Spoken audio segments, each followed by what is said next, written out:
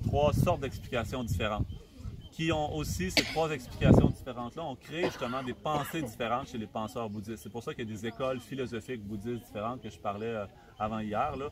Donc, c'est le premier tour de la route du Dharma, c'est celui de les quatre nobles vérités qui est enseigné à Sarnath, le prochain endroit qu'on va visiter. Donc, c'est ça qui a créé la pensée plus de type Hinayana. Après, les deux autres tours de la route du Dharma ont créé les deux différents courants du Mahayana. Donc, le deuxième tour de la route du Dharma, celui de la Prajnaparamita, ce qui explique le sens de page, l'explication du sens de la vacuité. Mais le Bouddha a enseigné beaucoup plus profondément que ça, la vacuité, qu'en quelques pages. Il a donné, par exemple, la Prajnaparamita en 100 000 quatrains, ou il y a plusieurs chiffres, là, il y a 100 000, des fois il y a 80 000, 40 000, 20 000, 10 000, 8 000, 5 000, 2 000, comme ça. Il va toujours d'une version plus large jusqu'à plus résumée. Donc la plus résumée, c'est lui, le sutra de la perfection de la sagesse, le cœur de la perfection de la sagesse. Si on va encore résumer plus, donc c'est juste le mantra. Teyata Om Gate Gate Paragate Parasam Gate Bodhisattva. Ça, c'est résumé tout le chemin de la Prajnaparamita. Donc, dans le sutra de la Prajnaparamita que le Bouddha a enseigné ici, puis que je vais juste réciter l'essence, en fait, ce que le Bouddha explique, c'est de façon explicite, il enseigne la vacuité, mais de façon implicite, il enseigne comme le lamrim, comme les étapes de la voie.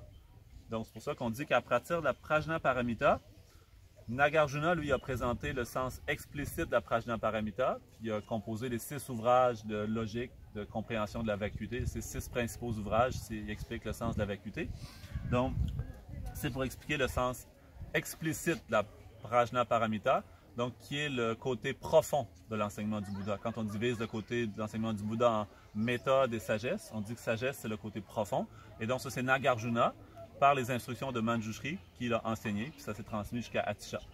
Puis, à partir du même sutra, la Prajnaparamita, lui, Asanga, lui a expliqué le côté vaste, à partir des enseignements de Maitreya. Donc, c'est les 5 grands traités de Maitreya, principalement l'ornement des claires réalisations, c'est lui qui explique réellement le sens vaste de l'enseignement du Bouddha, les différentes étapes, comme les 5 voies, les 10 terres de Bodhisattva. Ça, c'est expliqué dans les ouvrages de Maitreya.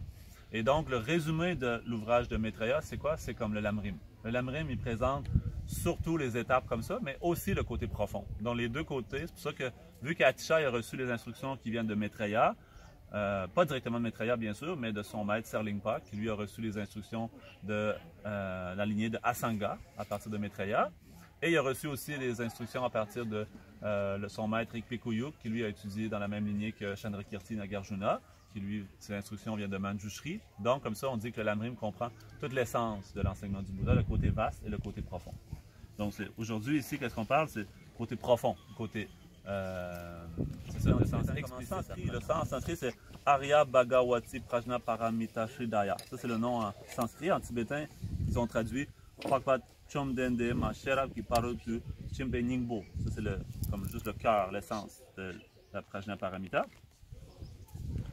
Dige dage de ba joje na chomdende gebo kacha go bombo rila gelonge gendun chembo dan janjo sembe gendun chembo dan tache de jode de chomdende samo na wa she chawe chege nam dangi tinge zin la nyomba shuzo yande ze janjo semba chembo baba chen reze wanjo la Wanju Sherage Barul de Chimba Samo Choba Nila Nambar da Shimbumbu Ngabo de Dala Yaran Shingi Tomba Namba Dao Dene Sangyegi de Zedan Demba Sharibu Janju Semba Chembo Pagba Chen Rezi Wanchu La Dege Chemeso Regibu Kan Lala Sherage Barul de Chimba Samo Choba Choba Doba de Jeta Labaja Dege Cheme Badan Janju Semba Chembo Baba Chen Rezi Wanchu Ki Zedan Demba Shara Dadi Bula Dege Chemeso Sharibo Regibu Mokan Lala Sherage Barul de Chimba Samo Choba Doba de Deta Namba Tawa Chade Pumbo Ngabo de Dakyan Rashingi Tomba Namba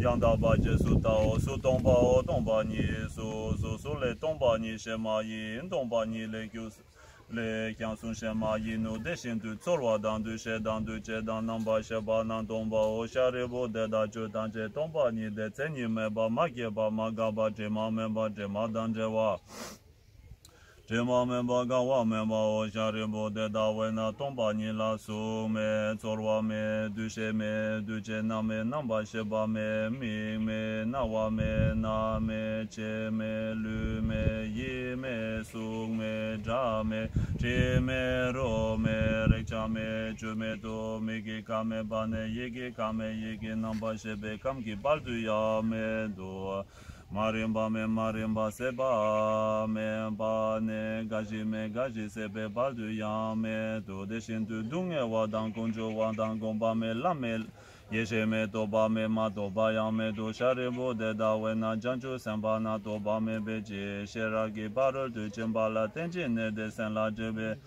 me chen cha ba me do jin ji lo le shin tu de ne nyang le de be ta chen do du zum du na ba ju be sang ye dang je yang sheragi barul du chimba la te ne la na me ba yang da ba zo be janju du ngo ba zo ba sang ye so de da we na sheragi barul du chimbe nga ri ba jembo nga la na me be nga min yang ba dan yang be nga du nge dang je ra je wa je be nga mi zum be nan de ba she wa ja de sheragi barul du chimbe nga me ba te ya da gade bara sam gade bodhi so sharimo janju zamba jumbo de da sheragi barul du chimba samola la bo chao de ne chom de tinge de le shen de janju zamba jumbo baba che rezi wanju la le so she chawa chine Lexo regimo de jino de jin de jeta gyugi demba jin du jeragi barul du chimba samola cheva cha de jin jeba nang yan jesu yerang o chom de gi jegetse Gatene Tedan Demba Sharada de Budan Janju Samba Jembo Baba Chen Rezi Wanchu Dan Je Dan Dembe Kode Dan Ladan Midan Lama Yendan Cheza Jebe Jiden Yeran de Chomden de Gisumba Langomba Dudu. Le bienheureux victorieux résidait au pic du Vautour près de Rajagriha. Il était accompagné d'une grande assemblée de moines et d'une grande assemblée de bodhisattvas. Le Bhagavan était alors absorbé dans le samadhi appelé radiance profonde. Aussi en ce temps, le bodhisattva, le grand bodhisattva, le puissant Arya Avalokiteshvara, méditait sur la pratique profonde de la perfection de la sagesse, percevant que même les 5 agrégats sont vides de nature inhérente. Alors, par le pouvoir du Bouddha, le vénérable Shariputra demanda au bodhisattva, au grand bodhisattva, au puissant Arya Avalokiteshvara, comment un fils de la lignée doit-il s'entraîner, lui qui souhaite s'engager dans la pratique profonde de la perfection de la sagesse? Le bodhisattva, le grand bodhisattva, le puissant Arya Avalokiteshvara, déclara alors au vénérable Shariputra, ô Shariputra, tout fils ou toute fille de la lignée qui souhaite s'engager dans la pratique profonde de la perfection de la sagesse devrait considérer toutes choses ainsi. Les 5 skandhas devraient être considérés comme étant complètement vides de nature inhérente. La forme est vacuité, la vacuité est forme, la vacuité n'est autre que forme. La forme aussi n'est autre que vacuité. De la même façon, les sensations, la discrimination, les formations et la conscience sont vides. Donc, ô Shariputra, la nature de tous les phénomènes est la vacuité. Ils n'ont pas de caractéristiques, ne sont pas créés, ne cessent pas, n'ont pas d'impureté, ne sont pas sans impureté, ne diminuent pas, n'augmentent pas. Ô Shariputra, à cause de cela, dans la vacuité, il n'y a ni forme, ni sensation, ni discrimination, ni formation, ni conscience, ni yeux, ni oreilles, ni nez, ni langue, ni corps, ni esprit, ni forme, ni son, ni odeur, ni goût, ni objet tangible, ni objet de la conscience, ni objet de la vue, ni objet de l'esprit, et ainsi de suite jusqu'à ni objet de la conscience. Il n'y a ni ignorance, ni cessation de l'ignorance, et ainsi de suite jusqu'à ni vieillesse et mort, ni cessation de la vieillesse et de la mort. De la même façon, il n'y a ni souffrance, ni cause de la souffrance, ni cessation de la souffrance, ni voie, ni sagesse ultime, ni obtention, ni manque d'obtention. Ô Shariputra, puisqu'il n'y a pas d'obtention, les bodhisattvas s'appuient sur la perfection de la sagesse et y demeurent. Puisqu'ils y demeurent, leur esprit ne connaît ni obscurcissement ni peur. Ayant complètement passé au-delà de l'erreur, ils atteignent l'état ultime du nirvana. Tous les Bouddhas qui habitent les 3 temps s'éveillent pleinement de la même façon à l'insurpassable, complet et parfait éveil, en s'appuyant sur la perfection de la sagesse. Par conséquent, le mantra de la perfection de la sagesse est un mantra de grande connaissance. C'est un mantra insurpassable, un mantra qui n'a d'égal que l'inégalable, un mantra qui pacifie toute souffrance. Puisqu'il est sans faute, reconnaissez-le comme véridique. Le mantra de la perfection de la sagesse est proclamé. Teyata Gate Gate Para Sam Gate Bodhisoha. Oh Shariputra, un bodhisattva, un grand bodhisattva devrait donc ainsi s'entraîner à la pratique profonde de la perfection de la sagesse. À ce moment, le Bouddha Bhagavan émergea de ce samadhi et déclara au bodhisattva, au grand bodhisattva, au puissant Arya Avalokiteshvara, qu'il avait bien parlé.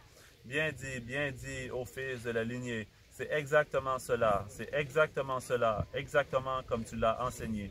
De cette façon devrait être pratiquée la profonde perfection de la sagesse. De cette façon, tous les Tathagatas se réjouiront également. Lorsque le Bhagavan eut dit ces mots, le vénérable Shariputra et le Bodhisattva, le grand Bodhisattva, le puissant Arya Avalokiteshvara, et l'assemblée entière et ainsi que tout le reste du monde, comprenant les dieux, les humains, les demi-dieux et les Gandharvas, remplis de joie, louèrent hautement ce que le Bouddha avait enseigné. Voilà. C'est bon?